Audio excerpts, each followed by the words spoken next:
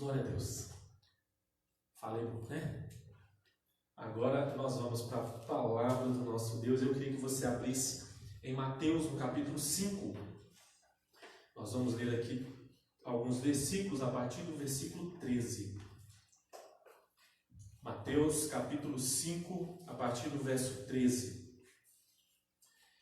Quem conhece o texto sabe que é o início aqui, capítulo 5, é o início do Sermão da Montanha, né? Jesus vem dando instruções àqueles que estavam ouvindo, àqueles que estavam com ele ali. Amém? Então, Mateus capítulo 5, a partir do verso 13, que diz o seguinte: Vós sois o sal da terra. Ora, se o sal vier a ser insípido, como lhe restaurar o sabor? Para nada mais presta, senão para, lançado fora, ser pisado pelos homens. Vós sois a luz do mundo. Não se pode esconder a cidade edificada sobre o monte, nem se acende uma candeia para colocá-la debaixo do alqueire, mas no velador, e alumiar a todos os que se encontram na casa. Assim, brilhe também a vossa luz diante dos homens, para que vejam as vossas boas obras e glorifiquem a vosso Pai que está nos céus. Aleluia, Pai, nós te louvamos por esta palavra. Louvamos pela Tua palavra, Deus, que nós temos nas nossas mãos, que nós podemos ler, que nós podemos consultar, que nós podemos buscar, que nós podemos meditar, que nós podemos estudar, que nós podemos aprender do Senhor nas Escrituras, Senhor. Nós te louvamos e peço ao Senhor, fala aos nossos corações. Fala conosco, porque dependemos da Tua palavra, precisamos da Tua palavra. Assim como Jesus disse quando foi tentado no deserto, nem só de pão vive o homem, mas de toda a palavra que sai da boca do Senhor.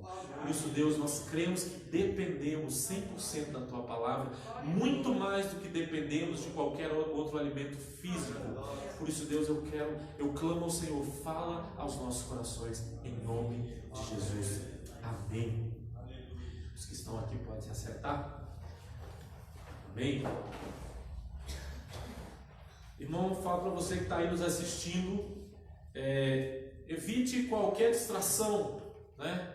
Evita qualquer outra distração aí nesse momento. É o momento do nosso culto, né? Então não se distraia, fique atento ao que a palavra, em nome de Jesus. Bom, Jesus ele vem falando dos seus seguidores, vou te chamar de seguidores porque era uma grande multidão, não eram apenas os 12 discípulos, mas era uma grande multidão que estava atrás de Jesus naquele dia, que acompanhou Jesus no alto do monte. Ele começou a pregar esse sermão, ele começou a falar sobre algumas coisas, alguns princípios, eu vou chamar de algumas bases para que o evangelho, para que o cristão seja um cristão de verdade.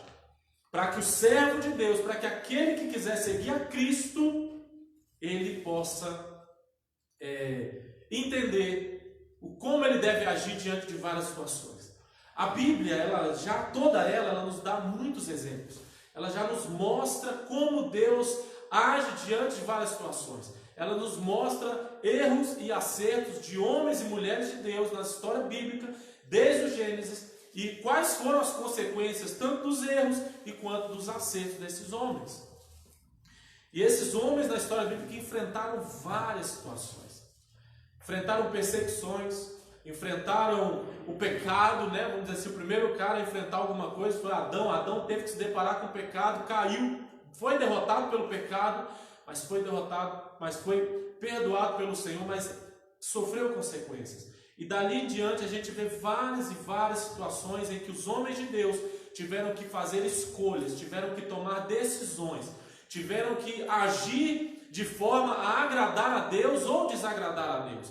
Nós vemos vários exemplos de homens que desagradaram a Deus e sofreram as consequências disso. Um grande exemplo de um cara é o rei Saul. Deus escolheu o rei Saul. Às vezes eu fico vendo algumas pessoas falando o seguinte: olha, o homem escolheu Saul, não foi. Deus escolheu, Deus que fez a jumenta do pai dele sumir, Deus que fez a jumenta aparecer, Deus que falou com Samuel que iria encontrar ele, então Deus o levantou. Deus dava instruções claras para Saul, diante de guerras, de várias situações, mas Saul decidiu não fazer para agradar ao povo. Ele estava mais preocupado em ser um bom rei diante do povo do que ser um bom rei diante de Deus.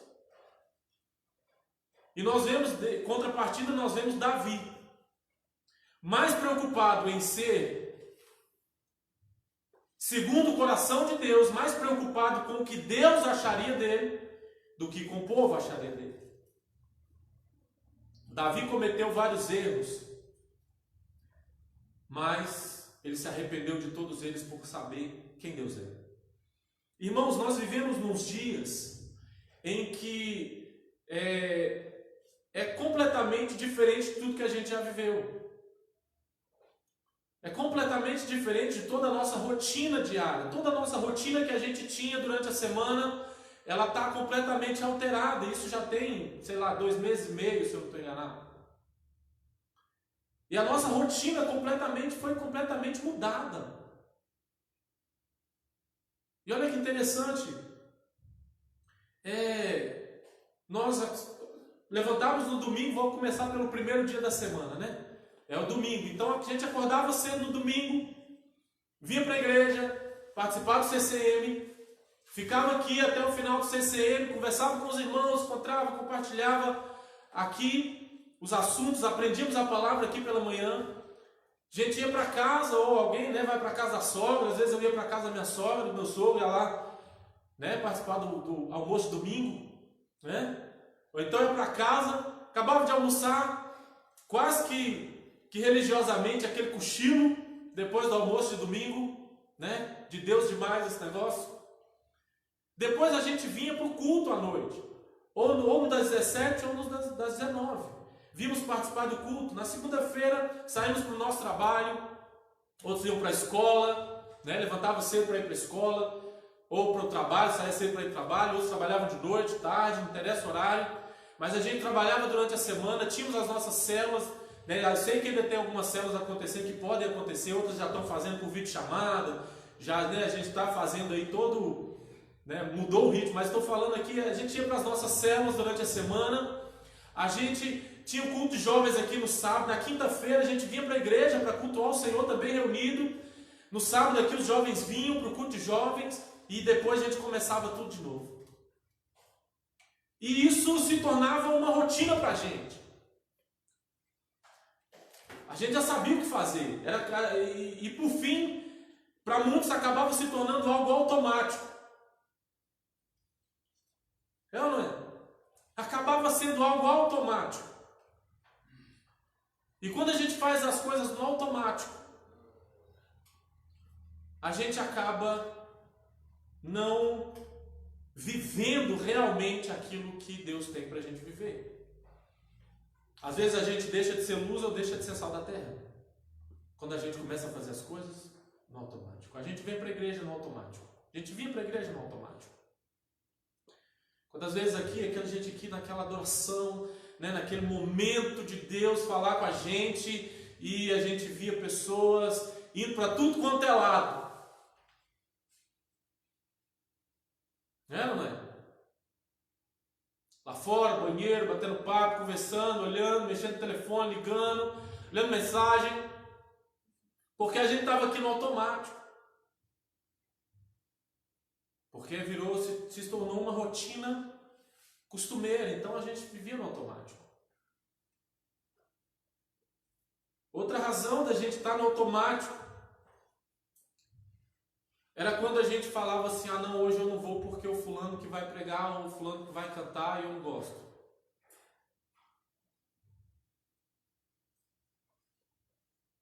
Isso era o automático. Eu vou dizer o automático por quê? Porque a gente estava preocupado com a gente mesmo. E Jesus aqui no Sermão da Montanha, ele vem falando sobre tantas coisas. Claro, a gente não vai ter tempo de discorrer sobre todos os assuntos que Jesus fala aqui no Sermão da Montanha. Mas esse trecho que eu li, esse trecho que a gente leu aqui, que fala que nós somos o sal da terra e nós somos a luz do mundo.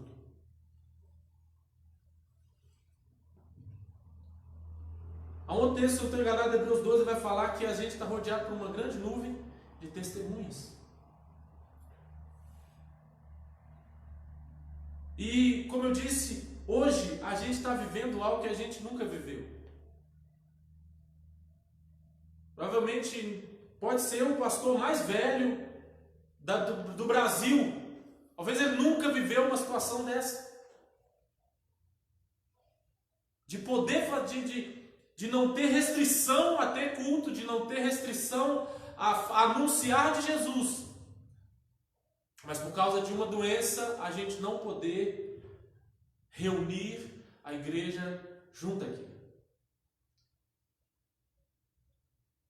Primeira vez que os pastores tiveram que enfrentar isso, primeira vez que a igreja teve que passar por uma situação como essa.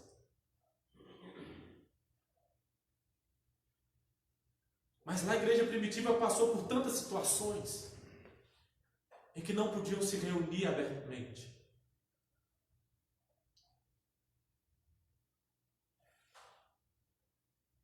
E chegou talvez a nossa vez, né?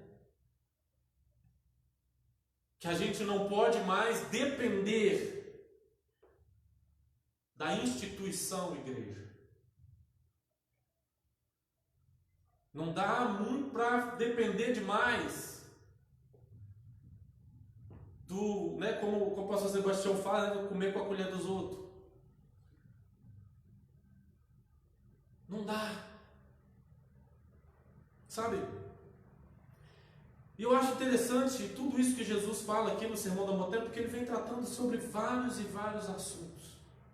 Ele fala sobre o homicídio, né? Que, olha que interessante, lá nos tempos do Antigo Testamento, o que era um homicídio? O homicídio era matar fisicamente alguém. Certo? Vou dizer que hoje ainda é, mas diante de Deus esse negócio deu uma complicada. Porque o texto ele vai dizendo, ele diz que se eu falar,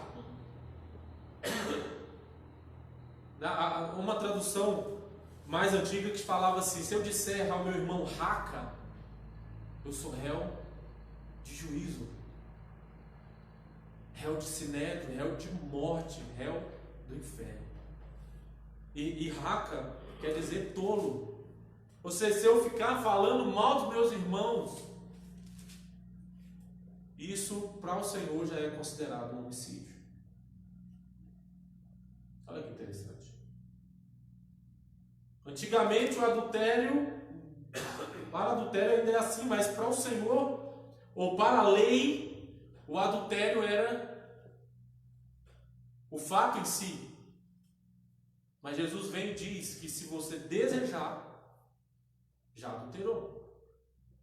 Então Jesus ele vem tratando sobre várias coisas, vem tratando do juramento, de vingança, do amor ao próximo. E são situações e são coisas que realmente vão nos colocar como sal da terra e luz do mundo. E é um momento, irmãos, que esse mundo, em que muitos estão em pânico, muitos estão em desespero, eles precisam de algo, eles precisam de uma luz. As pessoas precisam de alguma coisa. Precisam de uma luz para se apoiar. Precisam de algo para realmente confiar no Senhor. Sabe? Felizmente, né? Já temos 3 casos aí de corona na cidade. 3 casos. E eu vi algumas pessoas falando, meu Deus, principalmente no serviço, algumas pessoas falando assim, meu Deus, está chegando e tal, eu não sei o que. Eu falei, rapaz, se a gente se desespera é pior. Se a gente entra em pânico é pior. Porque o pânico faz a gente tomar decisões erradas. Sabe? E o mundo hoje, a cidade hoje, a sociedade hoje precisa de luz. E a luz, irmão, são isso tudo que Jesus ensina em Mateus capítulo 5, 6 e 7. Né? A gente costuma falar que você quer resumir como o crente tem que viver, você lê esses 3 capítulos. Se você conseguir viver esses 3 capítulos aqui, o que ensina esses 3 capítulos, ó, vai ser um crente dos bons ainda. Vai ser um servo de Deus aí para dar testemunho maravilhoso. Sabe, Jesus fala sobre a gente a prática da justiça, como se deve dar esmola. Jesus ele vem ensinando como se deve dar esmola. Jesus vem ensinando como a gente tem que orar. Jesus vem falando, a gente conhece essa oração, de Mateus capítulo 6, né, que é o Pai Nosso. Mas ele fala assim, que você for orar, fecha a porta, entra para o seu quarto. Sabe, Jesus vem falando sobre como jejuar, irmão. Jesus explica como se jejua. Jesus explica aonde a gente tem que colocar o nosso tesouro, ou aonde a gente tem que acumular tesouro. Onde é que tem que estar o nosso coração? Que ele vem falando, aonde tiver o seu tesouro, aí vai estar o seu coração. E aonde o nosso coração está? Às vezes o nosso coração, irmãos, está aqui nessa terra. Mas nosso coração precisa estar lá, na eternidade. Como foi cantado, como foi ministrado aqui, além do Rio Azul, Jesus está às portas, Jesus está voltando. E como foi ministrado também, não vai ter corona que vai nos alcançar lá. Não vai ter doença que tenha poder suficiente para chegar lá. E nós vamos estar, irmão, reunidos com muito mais irmãos do que a gente consegue reunir aqui. Com muito mais gente do que a gente vai conseguir reunir ali no tempo novo. Muito mais. Sabe, mas para isso, irmãos, a gente precisa ser o sal da terra e a luz do mundo. As pessoas precisam olhar para as nossas obras e glorificar ao Pai que está nos céus. Elas precisam olhar para as nossas atitudes, para os nossos comportamentos, para as nossas decisões e glorificar ao Pai que está nos céus. Qual é o crivo das nossas decisões? Qual é o crivo que passa as nossas escolhas? Qual é a base que a gente tem para tomar as nossas decisões? Para os juízes que julgam casos, né, seculares aí, casos mundanos aí, eles têm uma base, eles têm a lei, eles têm a Constituição do Brasil. A base, ou seja, eles não podem tomar uma decisão que fira a lei. Eles não podem tomar uma decisão que fira a Constituição do Brasil. Do mesmo modo, se nós temos por base a palavra, as nossas escolhas e as nossas decisões precisam passar primeiro pelo crivo da palavra. As nossas escolhas não podem ferir a palavra do Senhor. Não podem ferir aquilo que Deus nos ensina. E ele vem falando muito mais. Ele fala sobre os dois senhores. Não é possível servir a dois senhores. Não é possível estar aqui e estar em outro lugar. Não é possível servir ao Senhor e servir às riquezas. Não é possível servir ao Senhor e servir a qualquer outra coisa. Ou é um ou é o outro.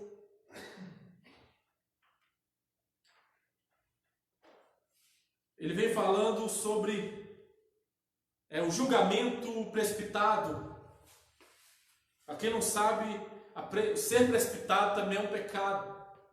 Não vou lembrar exatamente o texto, se estou enganado, está em Provérbios. Nós não podemos ser precipitados nos nossos julgamentos, no nosso juízo. Jesus vem falando sobre os dois caminhos, sobre as duas portas, porta larga e porta estreita. A porta larga é fácil. A porta larga é simples. A porta larga é acompanhar o que todo mundo faz. Isso é a porta larga. Dá um exemplo. Está todo mundo andando sem máscara. Isso é a porta larga. Você vai acompanhar todo mundo. Ah, mas está todo mundo também não está usando. Então também não vou usar. E o senhor pode se entrar na porta larga. Por quê?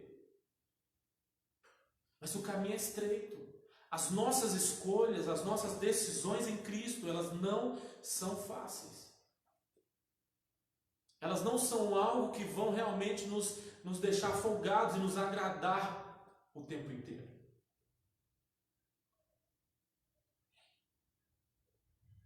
Você acha que sair da caverna foi fácil para Elias? Quando Deus chegou para ele e falou assim: pode achar fora dessa caverna aí. Tem 7.000 que não se dobrar joelho e eu quero ser fora dessa caverna. E ele estava depressivo, ele estava com medo, ele estava preocupado, ele estava tudo quanto é jeito. E ele saiu, quando ele saiu, ele escolheu um sucessor. Ele falou, você vai andar comigo aqui agora.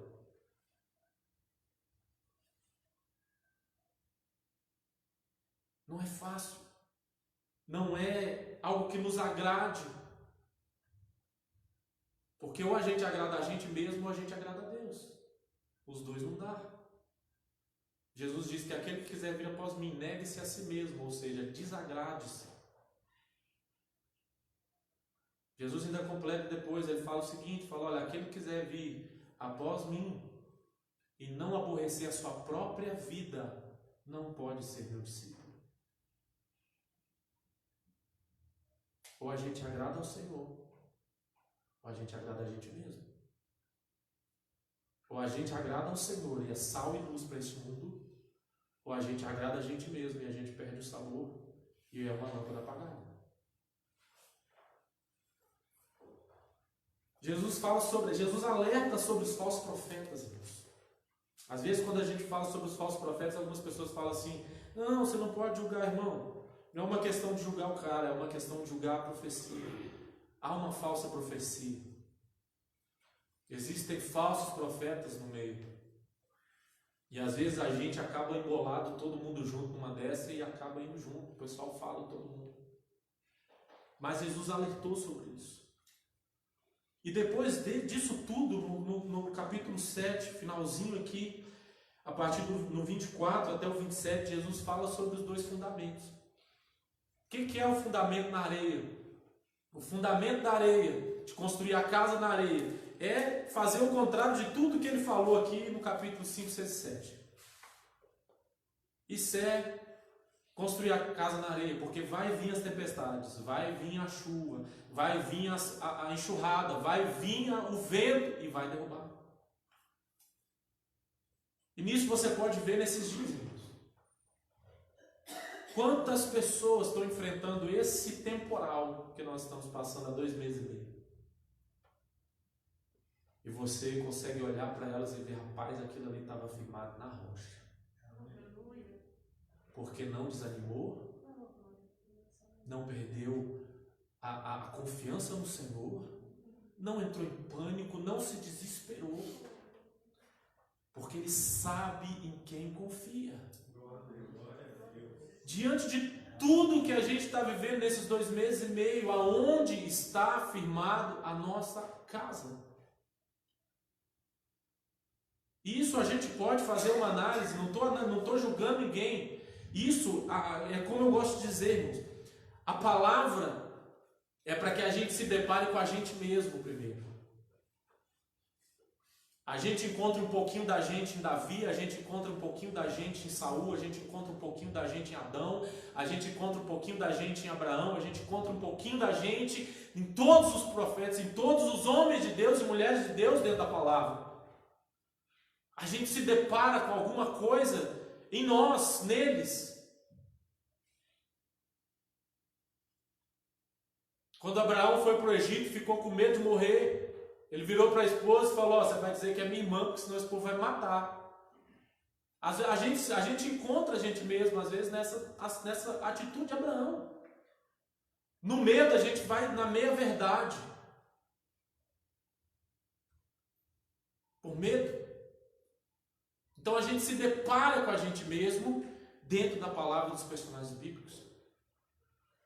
Aí a gente encontra Deus agindo na vida desses homens e a gente descobre como Deus pode agir na nossa vida para transformar essas falhas em nós. Então, aonde está? Quando a gente lê esse texto, é algo para a gente olhar para os nossos alicerces. Aonde está firmados os nossos alicerces? E qualquer pessoa que mexe com construção, ele sabe que gasta-se muito material e muito tempo no alicerce. Gasta-se. Quando a gente foi fazer aqui, começou a construção do novo templo. Furou aquela quantidade de tubulão, encheu aquele negócio, fazendo, marcando, colocando concreto para tudo quanto é lado, firmando ferragem, não sei o quê. E tinha gente que passava e falava assim, vejo mexer todo dia, cadê o negócio? Não sobe nada. Porque antes de subir,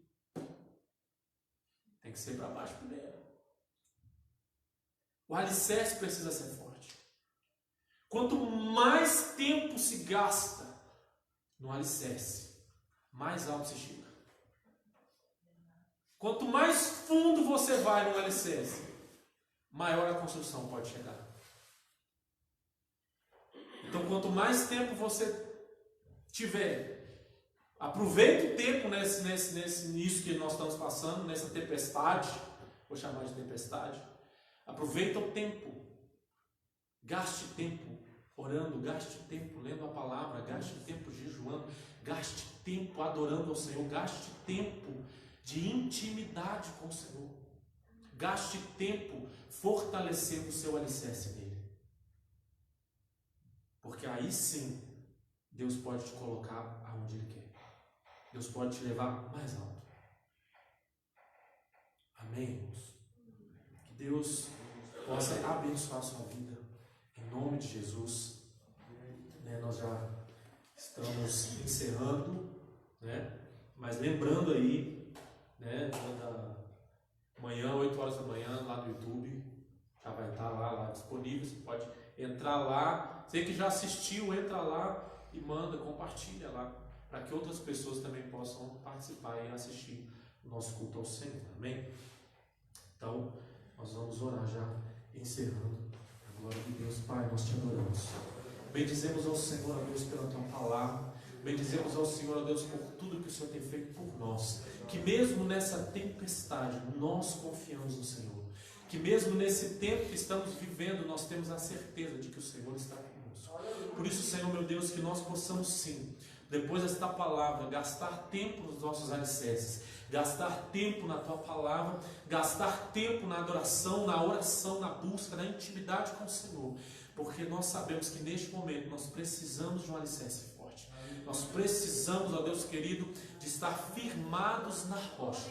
Deus, que este texto que nós lemos, que esses 3 capítulos lidos aqui, Senhor, falados aqui, comentados, Deus, que nós sim, possamos chegar em casa, possamos olhá-los mais uma vez, em nome de Jesus, para que nós possamos aprender do Senhor, que nós possamos te encontrar aqui, Senhor, a nos ensinar a como fortalecer esse alicerce, para saber passar por toda essa tempestade, em nome de Jesus. Assim eu oro, em nome de Jesus, e que o amor de Deus o Pai, que a graça do nosso Senhor e Salvador Jesus Cristo e a comunhão do Espírito Santo esteja com cada irmão, em nome de Jesus.